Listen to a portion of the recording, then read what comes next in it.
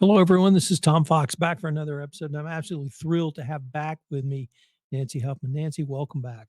Thank you for having me here today. Nancy, you are back to talk about one of my favorite events of the year, which I'm going to call the Hunt Art Fair, although I know it may have a different name or you may be in transition on the rebranding. But tell us about your involvement in the Hunt Art Fair over the past couple of years. Okay, will be the third year that we've done this, and we started out as a July 4th show. This year, our timing will be slightly different just based on the needs of the Bridget's Basket that is hosting our show this year. And because it's our third year, we started out originally as the Hunt community artist because we were showing at the pavilion. So that's what we were, and we were trying to draw from artists mainly within the Hunt community. This year, we have decided to call ourselves the Hill Country Artists. So we still got the same initials. So slight rebranding. I mean, we've still got our same logo that we're using, but the words on it have changed slightly. And so we're really excited to do that because now we can start bringing in artists from a little bit further beyond, still within the hill country, but a little bit further beyond. So we'll have a group of 12 artists this year.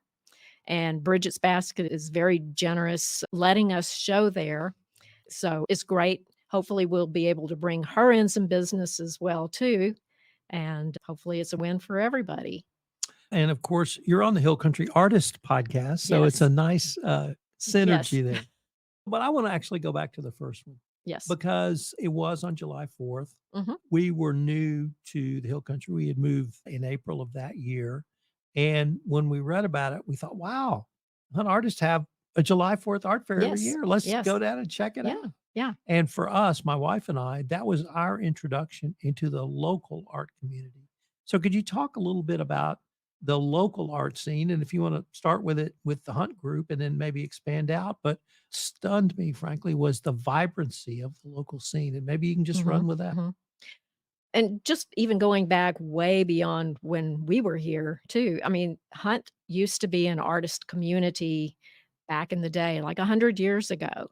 And there was a group of artists, and a lot of them came from Houston, a lot of them came from other places, but they would come to this area of Hunt purely for the purpose of painting because, as you all know, it's a really beautiful place, which is why so many of us artists have also come to the hill country in retirement.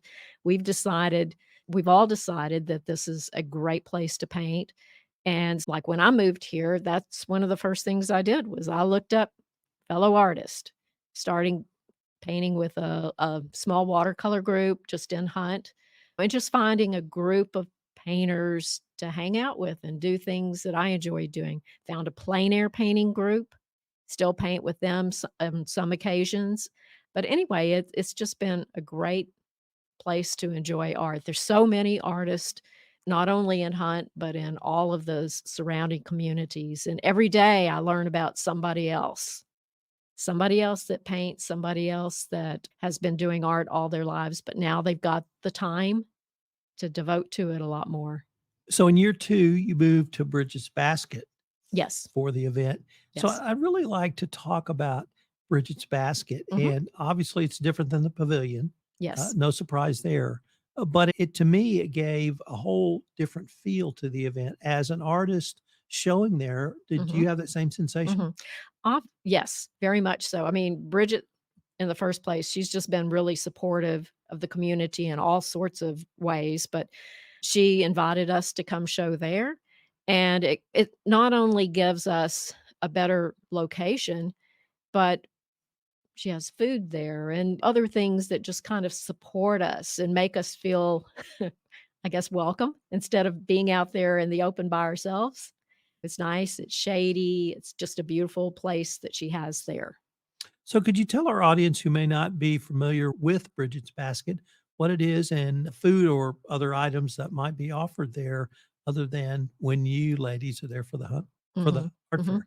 Each time we have had a show there, she always prepares, like, special menus that you can get outside at the bar walk-up area as well as the inside restaurant.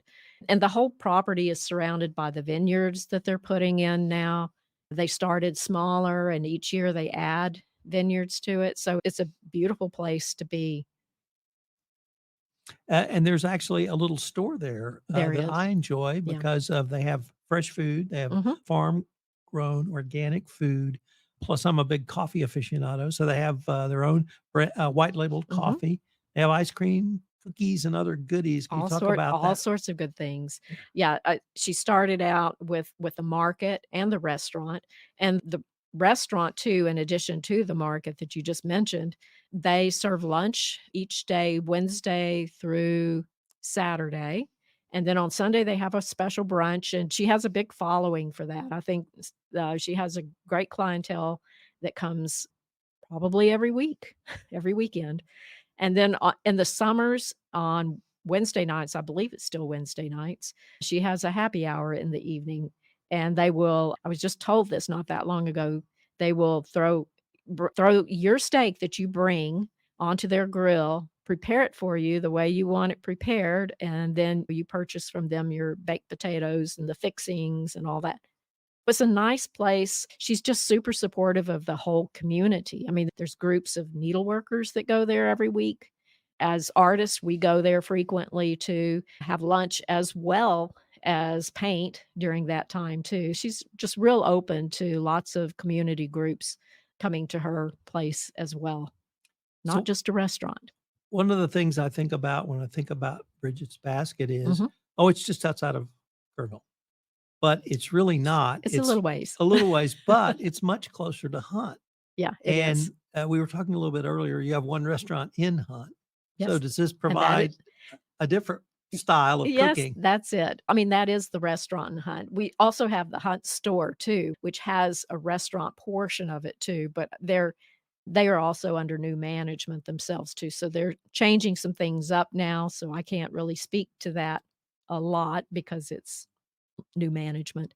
But yeah, if you come to Hunt, it's between and you're familiar with it, it's between Shoemaker and Hunt Crossing where Bridget's Basket is located. So it's a beautiful property. So tell us a little bit about first of all, you're exhibiting, this year, is that correct? Yes, I am. And did you bring us some little I brought us a teasers? couple of little paintings that I've Could just finished up. could They're you not even show varnished yet. could you show us the So, paintings and sure. describe them for us? Okay, this year, the strawberry cactus, also known as the lace no, let me think of the name of it. I'll have to look that up. I don't remember exactly. Strawberry cactus. It's been blooming and gorgeous this year. I've seen so many cactuses blooming. We had a spectacular wildflower season this year, so I've been doing a lot of wildflower paintings. This is one of the wildflowers, Okay. focusing on that, and then I'll show you one other. Maybe you're familiar with Willow City Loop as well. Right. Everybody that I know goes there every single year, and as artists, we take photos of it so that we can bring it home and paint because it's really difficult to stop along the way and set up. So we have to bring photos back with us. So anyway, this is just one of the scenes along the way. This one is not the bluebonnets, but the white prickly poppies that are all over out there as well. So just fields and fields of flowers. So anyway, So what other pieces will you be exhibiting at this year's fair? I'll have other oil paintings too, some more cactus, some more wildflower scenes. Also, I have some animals, especially birds and some bobcats, some things like that. So just various oil paintings. I'll still have some cards as well for those who like I mean, we have a lot of ladies that like to come and buy cards at the markets. So I'll have some of those as well as some prints. I wanna put a bug in your ear for a black bear because unfortunately, a black bear was hit on the highway and killed in Kirk County last week. I heard something about that, yeah. I wasn't aware we Black bear. had black bears in Kirk County. I wasn't either. Yeah. So, now could I expand out to maybe ask you about other artists who are Mhm. exhibiting that you are aware of exhibiting at this year's fair? Okay, we have Laura Williams, who also does oil paintings. She's, one of our early she was there the first year as well. Janet Reinwald, who paints in watercolor, will be there. Deanna Eichsman will be there, who also does acrylics as well as oil. Let's see, let me make sure I get everybody straight. We've got, a few new people.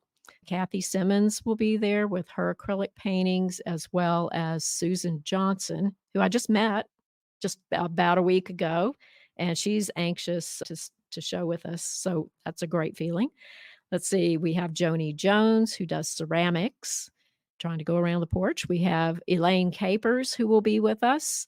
She does oils primarily, and she's one of our artists from Kerrville. We also have Janelle Lindley, who does paper paintings as well as acrylics. We have Juan Leal, who does watercolors, and hope I'm not leaving anybody out. Maybe that was 12? There Close to it if it wasn't. I've heard last year there was a Mhm. guy from Houston who I think did woodworking. Or We're not sure if he's gonna be there or not okay, this year. I mean, because he still works full-time. right. Some of us still have to do that. He's not gonna be absolutely positive whether or not he'll be able to do it until the 17th. So a few more about another week, he'll know. So hopefully he will be, because he's done it every year with us. What are the dates of the event this year? June 28th through 29th, we decided because July 4th falls basically in the middle of the week this year. So we decided to go with the earlier dates just because it coincides with the camp openings and closings. So it just seems to be a little bit better day for Bridget as well as for us. If our listeners wanted any more information on this year's fair, where could they go? You can find us on Facebook. We have a Hill Country Artist.